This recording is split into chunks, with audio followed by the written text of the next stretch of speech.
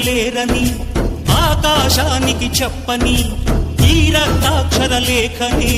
ఇప్పుడే పంపని అన్నం పుణ్యం ఎరగని మా సీమకి రమ్మని ఆహ్వానం అందించని మెరిసే చూపుని